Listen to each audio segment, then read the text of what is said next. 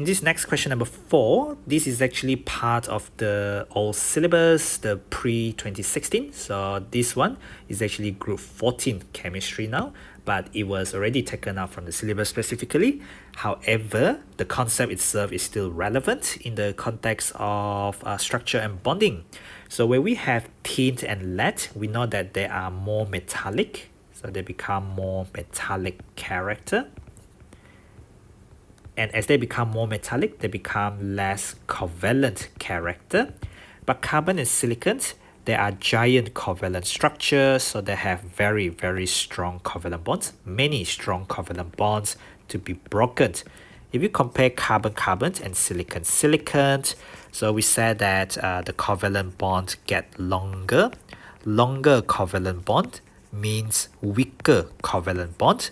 So we can expect that the melting point of graphite and diamond to be larger than the melting point of silicon. Alright, so you're no longer given bond energy obviously in the data booklet, so we need to be careful. So it could be like this.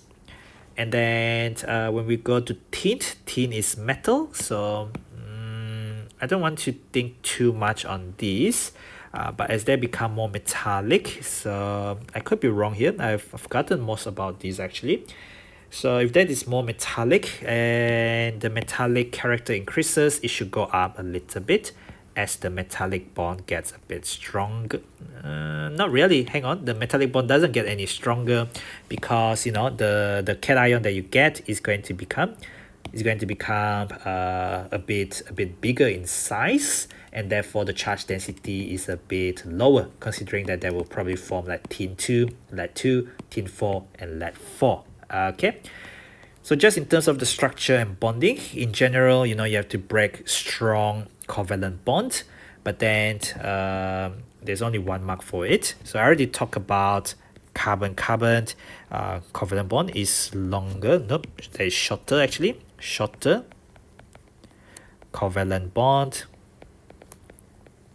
than silicon, and therefore carbon-carbon breaking carbon-carbon bonds needs more energy.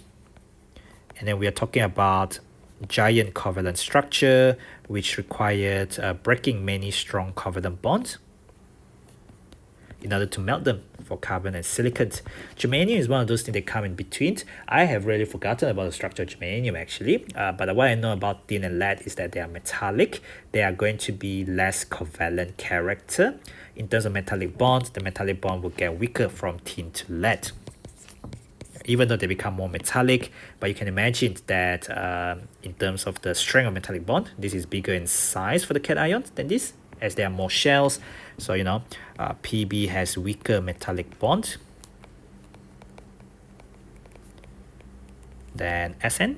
So I don't think this one is relevant to your new syllabus anymore, so not really relevant to the 2022 syllabus, but back then it was a big topic on its own, and I chose to still go through this question because the rest of this question actually has something that are related to the current syllabus, as they are periodicity stuff from the AS chemistry. Okay, what else can I say? So what is meant by the term amphoteric? Amphoteric oxide means that they can react with both acid and bases to form salt and water. So amphoteric oxides react with both acids and bases, so to form salts. And of course, they want you to construct an equation. So what happened with SnO2 reacting with NaOH? Let me think. I haven't done this for some time. So, usually these days we don't do SnO2, we do Al2O3. Let me think here. How about if you get Na plus and then you get SnOH twice? Maybe? Nope, that doesn't work. I have forgotten about my tin chemistry. I can't do this at all. Okay. However, the old AS, I guess, even the current AS syllabus will have asked you on Al2O3 and NaOH. So instead of doing this, what I thought would be quite nice is for me to actually show and recap a little bit of AS syllabus. So I'm going to skip that original question. Yeah, I'm going to skip the original questions. I'm going to write 2 questions that are relevant to the AS chemistry. Of course, it's not what the question is asking, but it gives you the idea, the gist of amphoteric oxide. When they react with an acid such as HCl, that will give you the AlCO3 and H2O. Of course, we cannot write any question which are not balanced. So 2 of that, and then 6 of that, and 3 of that. As for the second equations, there are more than one way of doing this, but this is the usual equation I write. I know that these 2 will react together, and I will get, first of all, aluminium hydroxide. Aluminium hydroxide dissolve in excess. So this is a white precipitate that dissolve in excess NaOH, and you will get 4 hydroxide ions surrounding the Al3+. Now you get a minus charge like that. And that counter cation is your, oops, I don't mean to do that. Your counter cation is your Na+. Having shown this complex, I have 2 aluminium there. So I must have 2 of this whole thing there. And then I will have 2 NaOH. Having done that, you will see that I have 8 hydrogens and 8 oxygens. I don't have enough hydrogen and oxygen on the left. So instead of adding water on the right, this equation has to be balanced with water on the left. So this thing here will be adding water just to balance the equation. 3 oxygen plus 2 oxygen is 5 oxygen. You need add oxygen there. So you need 3 more oxygen. And 6 hydrogen there from 3 times 2 plus 2 hydrogen, there is 8 hydrogen. So there's 8 hydrogen there. These are usually 2 marks from AS chemistry. Write equations to show how Al2O3 acts as amphoteric oxide. I have deleted this because I've forgotten how SnO2 reacts with NaOH. That was all syllabus, I think pre-2015, and I haven't taught that syllabus for a very long time. But this one is related to A2 electrochemistry. They did say quote information from the data booklet, and that is because they can give you the data and the questions. Now this is a reaction between this oxidizing agent, and you are trying to use this chromium plus 6, which is orange in color, to oxidize this Sn2+. So if we have the correct equation from the data booklet, this is the one with 14H plus and 6 electrons, I think. And then this one will go to, let me just see the data booklet, that will go to Cr3 plus, should be 2 of that Cr3 plus. Let me see this, Cr207, yep, 2 of that Cr3 plus 7H2O. This E0 is plus 1.33 volts. Acidified dichromate bracket Vi, or H plus Cr2O7 minus. I prefer the formula than the writing down the words. So the Sn2 plus will be oxidized. So if we look at Sn2 plus getting oxidized, we will have Sn2 plus on the left, and it will go to higher oxidation number, which is be Sn4 plus 2 electrons. The one you see in the data booklet would show it as reduction, because every electron potential would show reduction potential. I've just reversed them, but we do not change the value of the E0. You write it down as you see it, as per the reduction potential. So Sn4 plus getting reduced to Sn2 plus is plus 0.15 volt. I have written it as this oxidation form. So now automatically this one on top become your E-red, and this one is your E-ox. They are not asking us for the overall equation, so I can get straight to the point. E cell is E-red minus E-ox, electrochemistry, so plus 1.33 volt minus bracket. Always use bracket to avoid making any mistake. 1.33 minus 0.15. Your calculator doesn't show you the plus, but you must have the sign, the value, and the unit. And this is greater than 0. This is feasible and spontaneous. If this is part of the new syllabus, you need to relate this E0, E cell greater than 0 as delta G equal to minus NF E cell. If E cell is greater than 0, we know that N is the number of electron transferred, which in this case will be 6 electrons. As you do lowest common multiple, you multiply this equation by 3 and transfer 6 electrons altogether. F is a positive constant. Negative times positive will give you negative. So delta G will be negative and therefore feasible and spontaneous. So that is actually what, how you relate the E cell to delta G as per the 2022 new syllabus. Or you can just stop here with E cell greater than 0, therefore feasible and spontaneous there. Now construct an equation for this reaction. Now they do want you to construct equations. So like I said, this one is plus 2 electrons. If you multiply this whole thing by 3, you're going to get 3, 3, and 6. So we will have 3Sn2 plus, 3Sn2 plus, reacting with that Cr2 or 7,2 minus, which I can just copy down the whole thing, plus 14H plus, plus 14H plus. Cancel out the electrons, I will get 3Sn4 plus, and then I'll get 2 Cr3 plus, and I'll get 7H2O as the 6 electron. The 6 electron cancel out, and I got 3 and 3 of that, and this whole thing just carry through in the full balance equation. We know that these are the important color changes, as these are the ones that carry the transition metal ions when the dichromate 6 acidify acts as oxidizing agent. So we see a color change. We see color of solution changes from orange to green. Changes from orange, which is the dichromate 6, chromium plus 6, to green, which is the chromium plus 3 in this chromium 3 plus aqueous solution. So it's not a precipitate, it's a solution there. In this next question, this is just about disproportionation reaction. Describe using this reaction as an example. So I'm just going to write a question. Germanium 2 oxide, so germanium plus 2, oxygen minus 2, so it's just GeO. Disproportionate, so now you have germanium plus 4 and oxygen minus 2. You need 2 of that in order to balance out the oxidation number and think about the valency. And this will give you germanium, so 2 of that. So this is the overall equation. What we can see here is germanium plus 2 going to germanium plus 4 and germanium 0. So that thing there is oxidation, but the same species, which is germanium 2 oxide, also get reduced. So what is meant by disproportionation? So disproportionation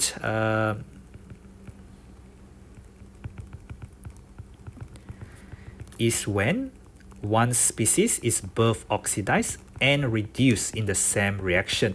So I already shown using the equation, using the example there with the germanium 2 oxide, and I don't have to describe it again.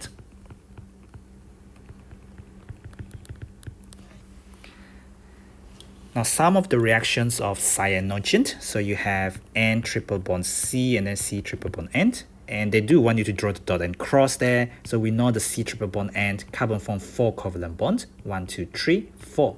Carbon form 4 covalent bond, 1, 2, 3, 4.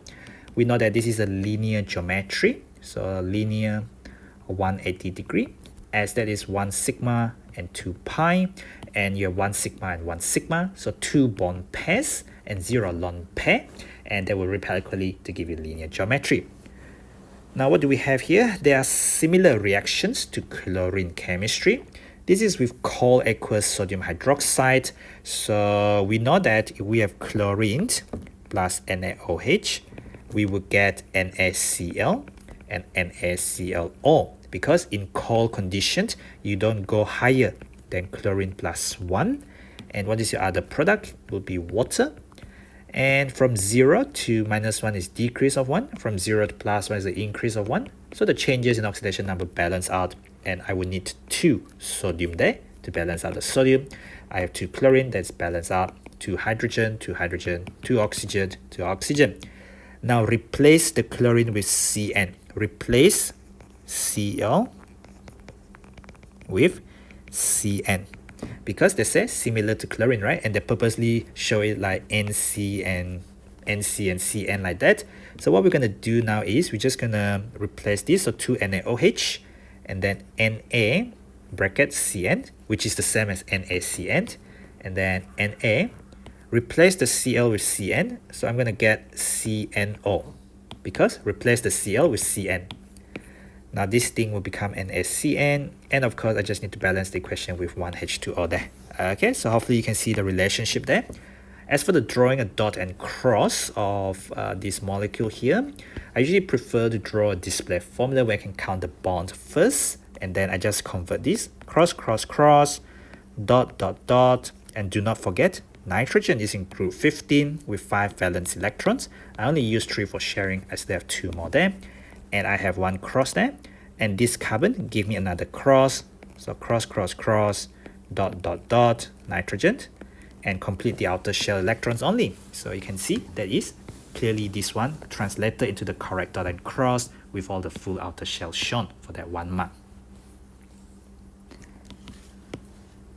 Now at room temperature, phosphorus atoms form P4 molecule. As you know, that is the actual number of atoms in one single molecule of phosphorus. So it has a cage-like structure with all phosphorus single bonds. They're all trivalent, so they form 3 times phosphorus covalent bond. If you have seen this structure in AS, you should be able to, sketch it out. It actually looks like this. So it's like a trigonal base. And then what happened now is you have a pyramid that looks like this. So this is like behind. So this is actually should be drawn with dot, dot, dot. But I just want to show you 1, 2, 3, 1, 2, 3, and then around this phosphorus 1, 2, 3, around this phosphorus 1, 2, 3. So each of these phosphorus still have 1 lone pair. So you got 3 bond pair and 1 lone pair around each phosphorus, around each of these phosphorus. And this is a good time to actually remind ourselves the bond pair, which will repel lesser compared to the lone pair, bond pair. So the lone pair, bond pair repel more than the bond pair. And what you get is a trigonal pyramidal shape, and just like ammonia, this is 107 degree. Of course, they haven't asked you on shape and VSEPR and bond angle. You never know what they're going to ask you, right? So, it's always a good recap to think about structure, bonding, VSEPR when you are revising. In this next bit of the questions, so we have a temperature, a very high temperature here. So P2 molecules contain the P triple bond P bond there. So the average bond energy of P single bond P is 198 kilojoule per mole. So here in P4, you can count 1, 2, 3, 4, 5, 6.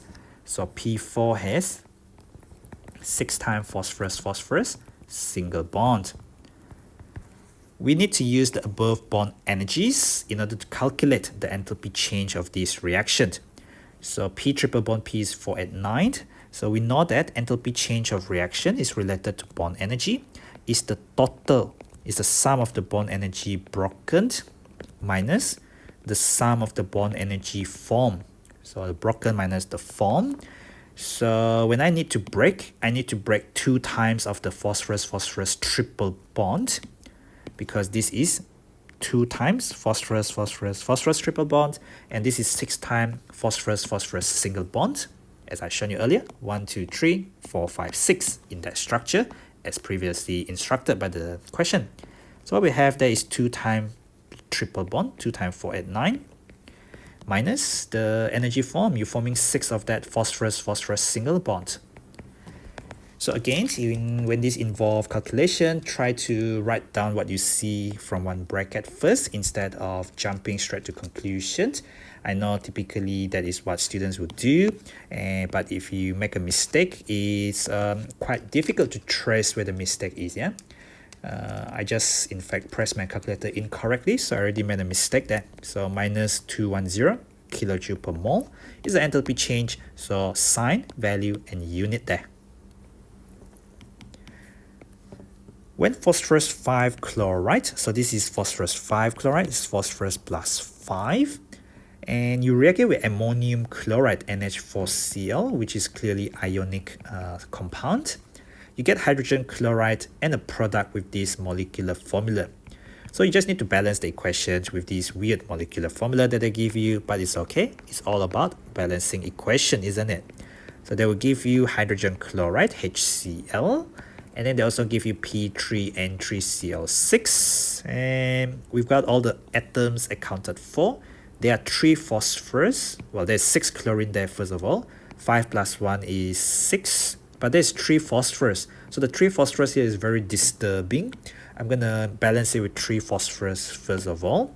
And now I have 15 chlorine plus 1 chlorine, which is 16 chlorine. 16 minus 6 is going to give me 10 chlorine there. So it must be 10 HCl.